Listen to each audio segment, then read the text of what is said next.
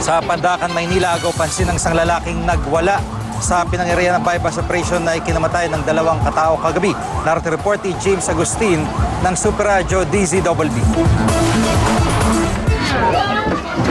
Nagkagulo at nagtakbuhan ng ilang residente sa Callejon 2, Pandacan, Maynila. Maging ang mga media na kinukunan ng 2 lalaking napatay sa ikinasang drug bypass operation pasado alas 11 kagabi.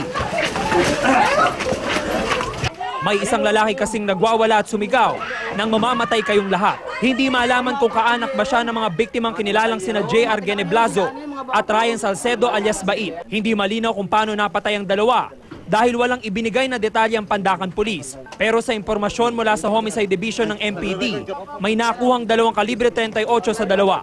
Mayroon din daw na-recover ng mga sachet ng hinihinalang shabu. Dead on the spot naman ang isang tricycle driver na si Roderick Seya Heras matapos pagbabarilin sa labas ng Altura Market sa Ramon Magsaysay Boulevard sa Sampaloc, Maynila mag-alas 8 kagabi. Walang makapagsabi ng itsura ng mga sospek dahil nakatakip ang kanilang mga mukha. Pero nakita ang isa sa kanila na tumakbo at sumakay sa isang motorsiklo na minamaneho ng isa pa niyang kasamahan. Palaisip pa naman sa mga kaanak ng biktima ang posibleng motibo sa pamamarid sa kanya.